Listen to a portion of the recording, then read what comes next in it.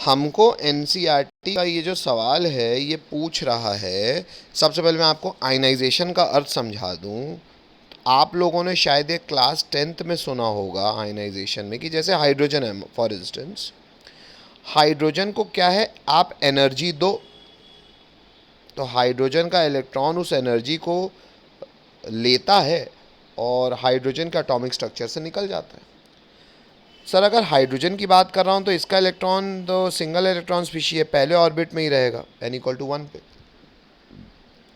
अगर उसका इलेक्ट्रॉन आपको n=1 से निकालना है, कितनी दूर, न्यूक्लियस से बहुत दूर, तो बहुत दूर मतलब इनफाइनाइटली लार्ज दूरी पे। तो ये देखो बेटा, इलेक्ट्रॉन मैंने पॉक करके निकाल लिया। Why am using the word poke, क्योंकि वो ये कुछ थ्रेशोल्ड वाली बात है कि एटम से निकल चुका है बेटा, आयनाइज हो चुका है, जा चुका है। तो अब हाइड्रोजन के पास पहले एक इलेक्ट्रॉन था, एक प्रोटॉन था, वो न्यूट्रल था, अब एक इलेक्ट्रॉन निकल गया तो वो क्या हो जाएगा बच्चों, पॉजिटिवली चार्ज्ड। बच्चों इस प्रोसेस को आयनाइजेशन कहते हैं। क्या कहते हैं? आयनाइजेशन। और कभी भी आयनाइजेशन या किसी भी प्रोसेस के दौरान जो एनर्जी चेंज होती है ना, उसे टेक्निकल भाषा में एनर्जी चेंज ना कह के टेक्निकल भाषा उसे कहती है एंथैल्पी चेंज। क्या कहती है?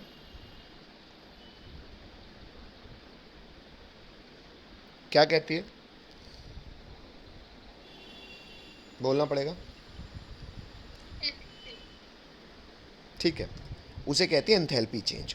और एंथैल्पी चेंज को हम थर्मोडायनेमिकली मतलब टेक्निकल भाषा में डेल्टा एच से रिप्रेजेंट करते हैं।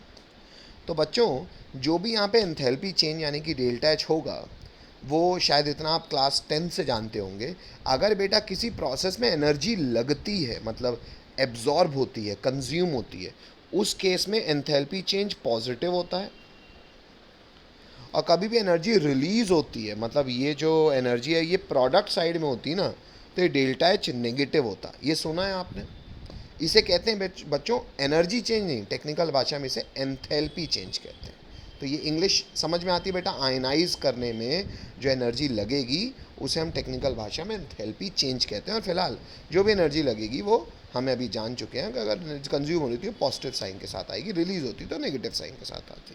जैसे अगर यहाँ पे एक एग्जांपल कह रहा हूँ कि मान लो यहाँ पे 100 जूल कंज्यूम होती तो डेल्टा एच आता +100, और मान लो 100 जूल रिलीज होती तो डेल्टा एच आता -100। Energy exchange is represented by enthalpy change delta H. If it is consumed, it is +100. If it is released, it is -100.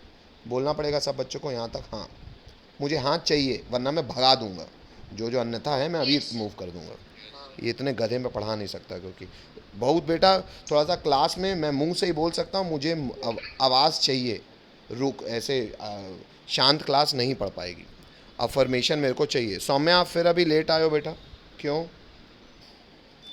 अब मैथमेटिकल बात करते हैं तो अकॉर्डिंग टू बोज मॉडल शायद हम इतना जान चुके हैं कि कभी भी कोई इलेक्ट्रॉन अगर ट्रांजिशन करता है तो उस ट्रांजिशन के करस्पॉन्डिंग जो वेव नंबर है या वेव लेंथ है वो हम निकाल सकते हैं। याद है फॉर्मूला बच्चों? याद है? Wave length for any transition is given by, बताएं जरा फॉर्मूला बताएं मुझे, मैं इंतज़ार में हूँ। वेवलेंथ निकालने का फॉर्मूला क्या है? अगर कभी भी ट्रांजिशन किसी एक ऑर्बिट से दूसरे ऑर्बिट हो रहा है, तो मैंने शायद आपको कल की क्लास में ही बताया है, कोई भी ट्रांजिशन अगर एक ऑर्बिट से दूसरे ऑर्बिट होता है तो उसके लिए वेव लेंथ या वेव नंबर निकाला जा सकता है। फॉर्मूला क्या है? पन्ना पलटो, बताओ बताओ देख के एक बार फिर से जोर से फॉर्मूला बोल दो। wave number equals rz square into 1 by n1 square minus 1 by n2 square। चलो, कम से कम एक बच्चा ऐसा है जिसने क्लास नोट्स पढ़े हैं। वेव नंबर से मतलब नहीं है बेटा मेरे को, मुझे 1/λ भी बता दो तो टेंशन नहीं है। फॉर्मूला है 1/λ, क्योंकि wave number is 1/λ। It is equal to r into Z square into 1/n1 square minus 1/n2 square. R का वैल्यू बेटा एसआई यूनिट में भी दिया है मैंने, बताओ जरा क्या है? 1.1 into 10 to the power 7 per meter। बेटा एटॉमिक नंबर कितना होगा हाइड्रोजन का?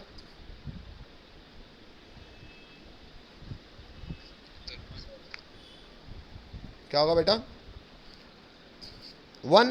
1. हेलो, इनटू, मुझे बताइए अगर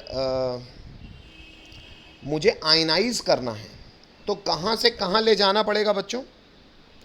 ट्रांजिशन कहाँ से कहाँ होगा? ऑर्बिट नंबर 1 से इन्फिनिटी तक। बोलो, अगर मुझे आयनाइजेशन कराना है, अगर मुझे आयनाइजेशन कराना है, जो मैंने डेफिनेशन बताई आपने लिखी भी होगी, आपको दिख भी रही होगी, आपकी कॉपी में होगी, n इक्वल टू 1 से पॉक करके निकालने के लिए इन्फाइनाइटली दूरी, मतलब n इक्वल टू इन्फिनिटी। शायद अपन ने लिखा भी हुआ है n1 n2 में n1 कौन होता है? जो छोटा होता है। हेलो, तो अंदर क्या आ जाएगा बच्चों? 1/1 का स्क्वायर माइनस 1/इन्फिनिटी का स्क्वायर।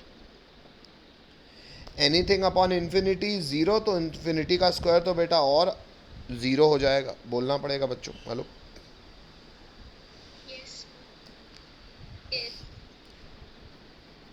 सब लोग इतना लिखें, पहले लिखें तो हाँ बोले। हम अब तक ये जान चुके हैं कि 1/लैम्डा अगर आपको ट्रांजिशन कराना है 1 से इन्फिनिटी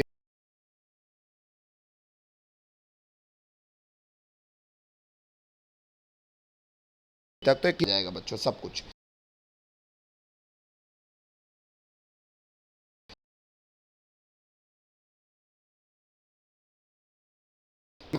तो बच्चों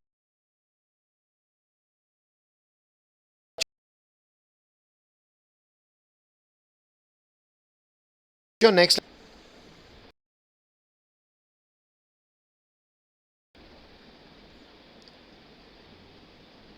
electron of hydrogen atom from ground state। ground state मतलब बच्चों n इक्वल टू 1। अगर इस एनर्जी को बच्चों मैं कह रहा हूं आयनाइजेशन एनर्जी, कह रहा हूं ई आई, क्या रिप्रेजेंट कर रहा हूं मैं? ई आई बोल रहा हूं, ठीक है। तो बच्चों ई आई का वैल्यू क्या हो जाएगा? एच सी अपॉन लैम्डा, जो वेवलेंथ वो खाएगा इंटू एच सी, ऐसा ही ना? हेलो,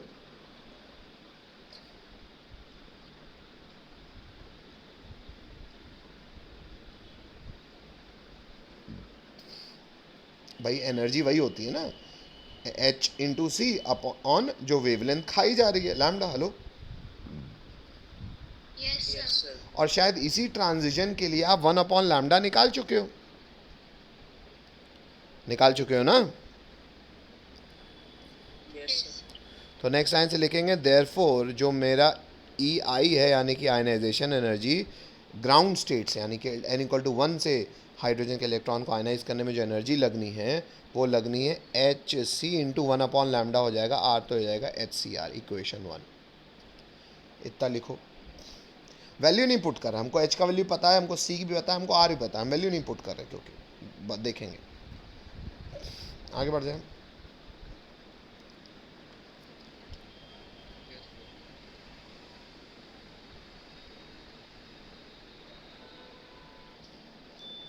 कोई नहीं रोक रहा।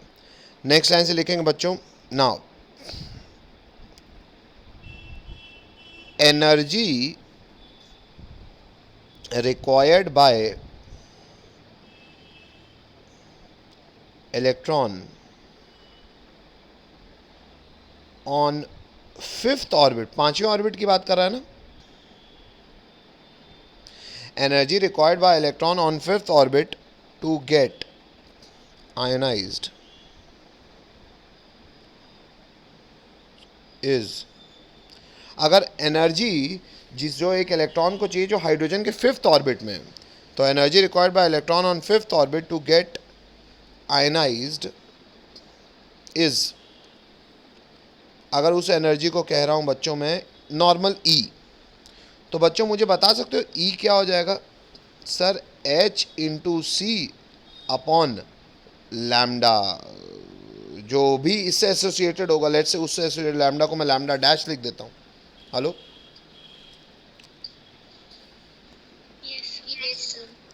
लिखो तो हाँ बोलो। Yes. हटा दूँ, कोई रोक रहा है? नहीं रोक रहा। नेक्स्ट लाइन से आते हैं।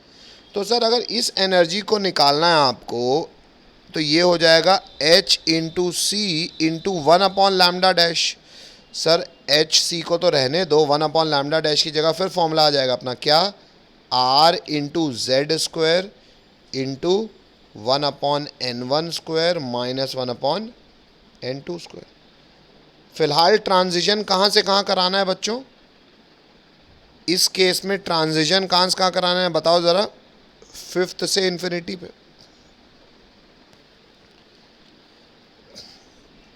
तो देयरफॉर ई क्या हो जाएगा बच्चों? HCr, हाइड्रोजन के लिए Z1 होता है तो 1 ही कर दिया। ब्रैकेट में आएगा बच्चों 1/5 का स्क्वायर यानी कि 25 माइनस 0, क्योंकि एनीथिंग कमॉन इन्फिनिटी 0। हेलो, तो ये आ जाएगा बच्चों HCr/25। बोलना पड़ेगा।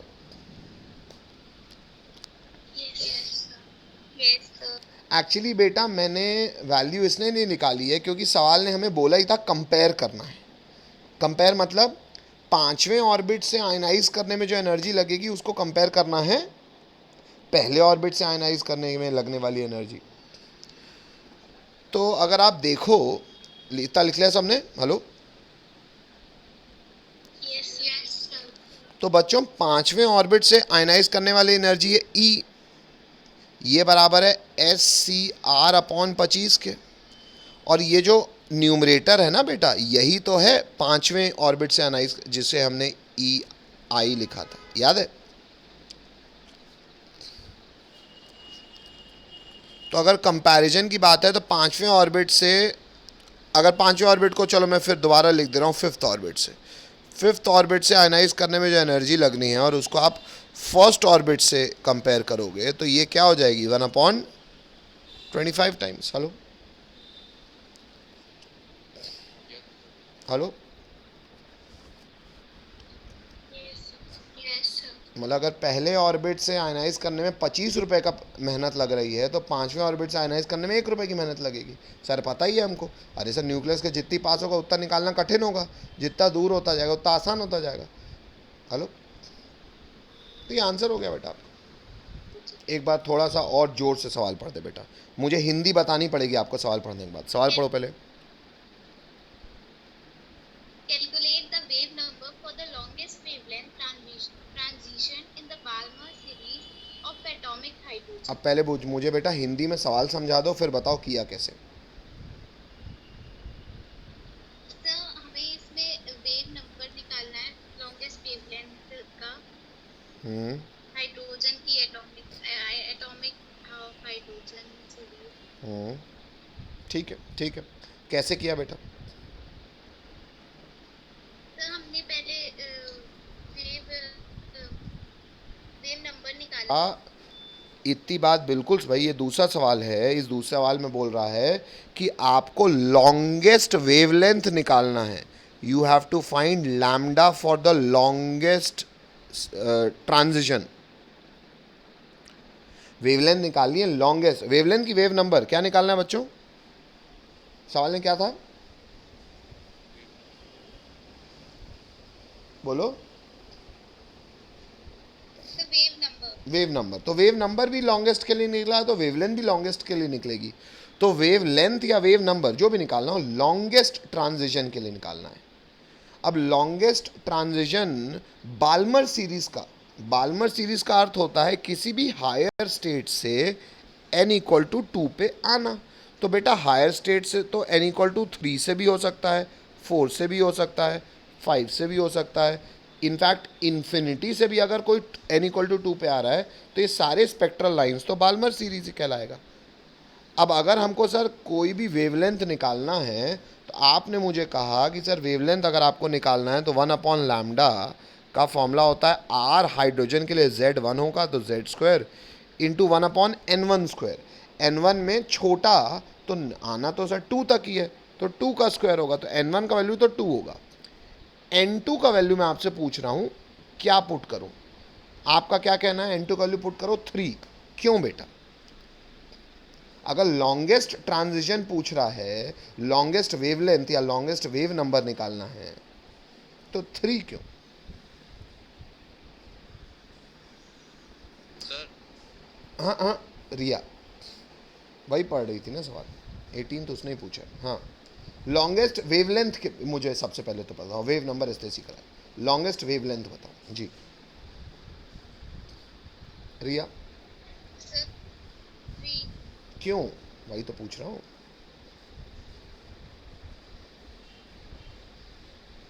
Sir, red has the longest wavelength. तो आपको कैसे पता 3 से 2 रेड है? Sir, क्योंकि उसमें लिखा हुआ। अरे फिर वही बात, बेटा आपने सोल्यूशन पढ़ा है, मैं इसी चीज़ से आपको मैं एक्चुअली फंसा ही आपको इसलिए रहा हूँ क्योंकि मैं आपसे सुनना चाहता हूँ। सर मैंने देख के इसको लिख लिया, समझ नहीं आया आपको, मैं इसलिए फंसा भी इसलिए रहा था। कोई और बच्चा जो इसको मुझे लॉजिकली जवाब देना चाहेगा? Yes sir. जी बोले बेटा। सर क्योंकि लॉन्गेस्ट वेवलेंथ मतलब शॉर्टेस्ट फ्रीक्वेंसी बहुत अच्छी और बात। शॉर्टेस्ट क्यों बेटा? Shortest frequency wave. बहुत अच्छी बात बेटा, बहुत अच्छी बात, वेरी गुड। अब मेरी बात सुन लो बेटा, सब लोगों, बच्चों रटना छोड़ो जल्द से जल्द। एक सेकंड रुक, जहाँ भी आपने ये फ़ोटो बनाई हुई है अपने क्लास नोट्स में, इस बात को मेंशन भी कर लेना बुक मार्क में। बुक मार्क होता है ना कॉपी के ऊपर वाली पट्टी, साफ़ सफाई से। पहले मेरी बात सुन लो मैं क्या कह रहा हूँ बेटा। शायद ये फ़ोटो बनाने का तरीका ही ऐसा इसलिए था क्योंकि हमको पता है सर, अगर ये वाई एक्सिस है, अगर एक्स एक्सिस है, मतलब यहाँ पे वाई ज़ीरो होगा, एनर्जी ज़ीरो होगी, तो नीचे एनर्जी नेगेटिव है। जो n इक्वल टू 1 का एनर्जी का ऑर्बिट था, वो तो उसकी एनर्जी थी -13.6, फिर थी -3.4, फिर थी -1 पॉइंट कुछ। मैंने आपको ये समझाया भी था बेटा कि ग्राफ मैं ऐसे इसलिए बना रहा हूँ क्योंकि मैं आपको मैथमेटिकली ये समझाना भी चाह रहा हूँ कि सबसे ज़्यादा एनर्जी डिफरेंस कौन से लेवल में है बच्चों? 1 से 2 में। Hello hello. और जैसे जैसे ऑर्बिट दूर होते जाते हैं न्यूक्लियस से, एनर्जी डिफरेंस बहुत घटता जाता है, इनफैक्ट लगभग एनर्जी बराबर ही हो जाती है। अब बेटा शायद आपको पता है, कभी भी इलेक्ट्रॉन ग्राउंड स्टेट से, मतलब ऑर्बिट नंबर 1 से, मान लो इलेक्ट्रॉन न्यूक्लियस था, पहला ऑर्बिट था, तो इलेक्ट्रॉन पहले ऑर्बिट से एनर्जी खाएगा, जितना पैकेट ऑफ एनर्जी खाएगा उस हिसाब से हायर स्टेट में जाएगा, घूम घूम के उस हायर स्टेट में एक्स्ट्रा एनर्जी खर्चा करेगा और वापस आएगा। ये सीखा है ना आपने? बोलना पड़ेगा।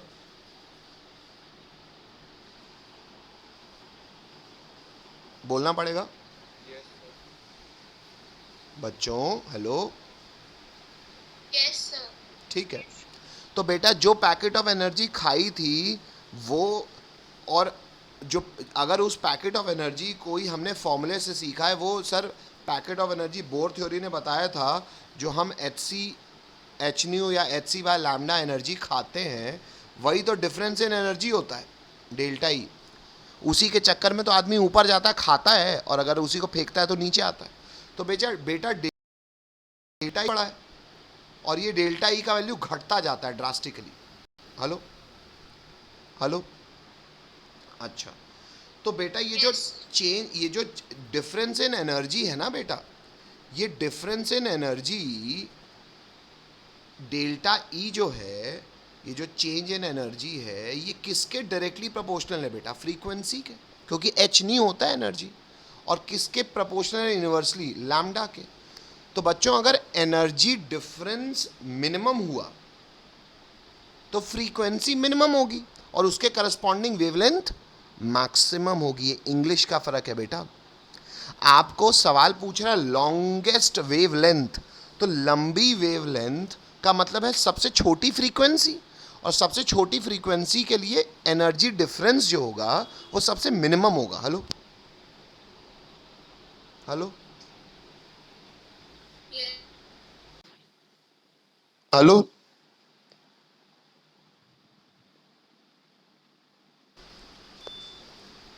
मेरा ये कहना था आप लोगों को, अच्छा नहीं आयु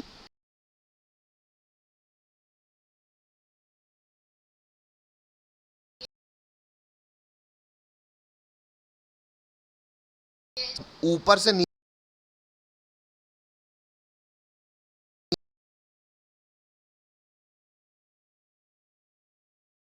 नीचे आएगा का फॉर्मूला होता है एच सी बाय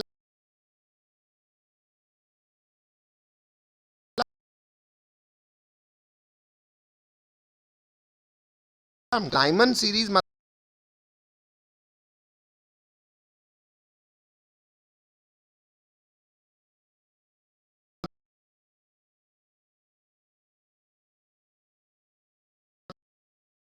मतलब तो वेवलेंथ यानी कि लैम्डा मैक्सिमम, मैक्सिमम लैम्डा यानी कि लॉन्गेस्ट वेवलेंथ यानी कि मिनिमम फ्रीक्वेंसी, तो मिनिमम फ्रीक्वेंसी यानी कि मिनिमम एनर्जी डिफरेंस। तो बेटा मैक्सिमम वेवलेंथ के लिए आप कौन सा एनर्जी डिफरेंस लोगे डायमंड सीरीज में, 2 से 1 का कि इन्फिनिटी से 1 का, कौन सा एनर्जी डिफरेंस कम है? ये तो सर हमको फोटो से ही दिख जाएगा क्योंकि हमने फोटो बनाई ऐसे। सर ये डेल्टा ई कम है, ये डेल्टा ई ज़्यादा है। हेलो हेलो, बोलना पड़ेगा। Yes, sir. तो बच्चों ये यहाँ पे इतनी बात आपने ये प्रोपोर्शनैलिटी लिख दी है ना, ये प्रोपोर्शनैलिटी तो कम से कम लिख दी होगी फोटो में, डेल्टा ई वाली। Hello, Yes, sir. अब बेटा आपका जो एक्सरसाइज का सवाल था वो आपसे कह रहा है लॉन्गेस्ट वेवलेंथ निकालो बाल्मर सीरीज में। बाल्मर सीरीज का अर्थ होता है n=2 तक आना। तो लॉन्गेस्ट वेवलेंथ का अर्थ हो गया बच्चों मिनिमम फ्रीक्वेंसी। मिनिमम फ्रीक्वेंसी मतलब मिनिमम एनर्जी। बेटा मिनिमम एनर्जी किसकी होगी, 3 से 2 की कि इन्फिनिटी से 2 की, बताइए।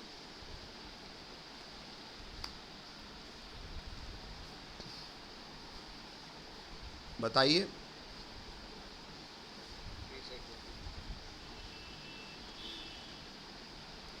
मैक्सिमम वेवलेंथ किसकी होगी, मैक्सिमम वेवलेंथ यानी कि लैम्डा मैक्सिमम मतलब फ्रीक्वेंसी मिनिमम, फ्रीक्वेंसी मिनिमम मतलब energy difference minimum, energy difference minimum मतलब 3 से 2।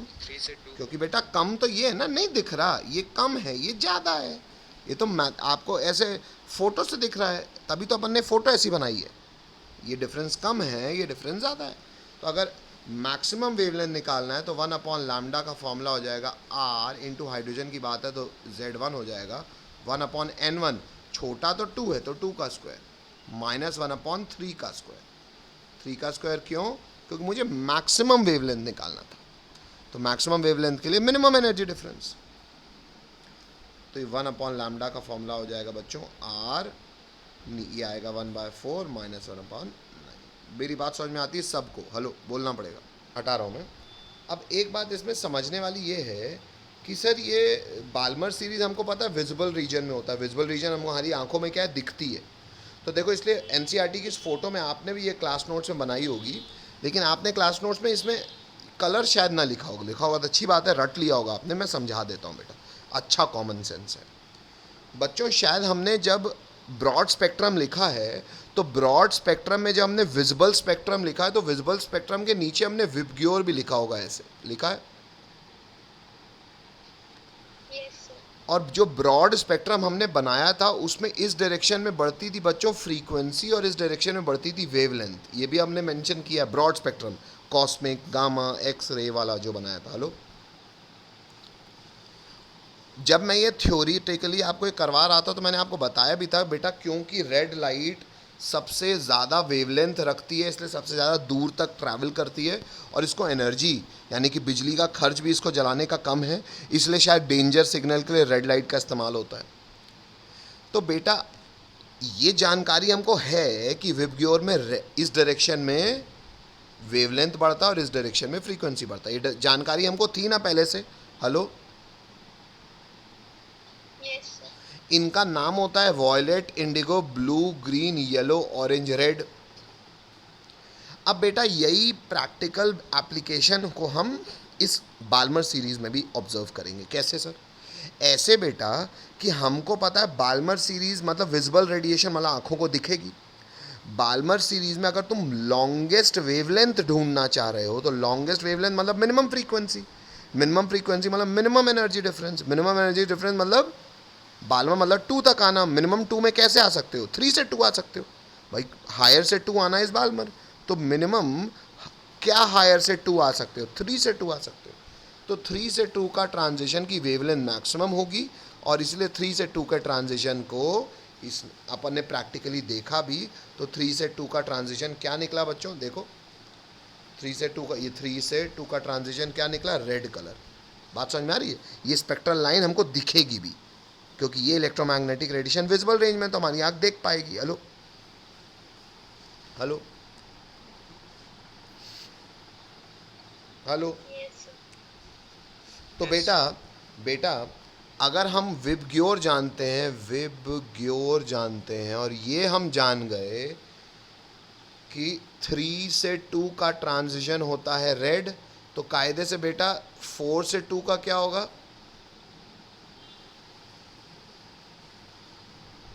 So green. अब ये प्रैक्टिकल जानकारी है बेटा, क्या कि 4 से 2 का सर जो भी होगा वो हायर फ्रीक्वेंसी का होगा। अब कौन सा होगा ये प्रैक्टिकल जानकारी है बेटा। एक्चुअल सच्चाई ये है 4 से 2 का जो ट्रांजिशन होता है बेटा वो ग्रीन होता है, लेकिन कॉमन सेंस के हिसाब से तो सही है। कैसे सर? हाँ सर, येलो ऑरेंज हमको प्रैक्टिकली नहीं देखने को मिला हाइड्रोजन के स्पेक्ट्रम में, लेकिन इतनी बात तो तय हो गई ना सर, वेवलेंथ सबसे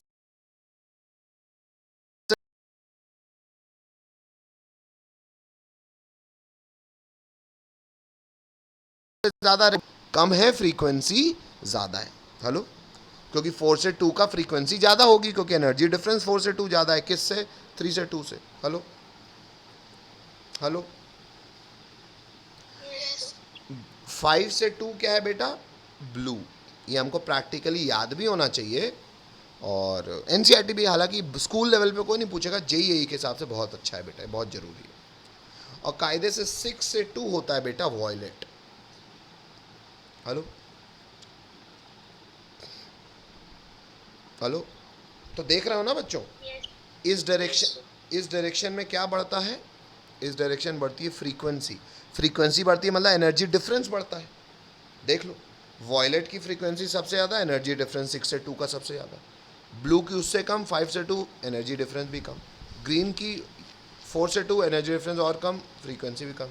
रेड 3 से 2, एनर्जी डिफरेंस सबसे कम, फ्रीक्वेंसी मिनिमम। Hello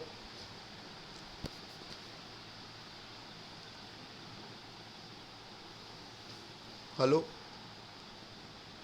Yes. ये समझ में आता है सब?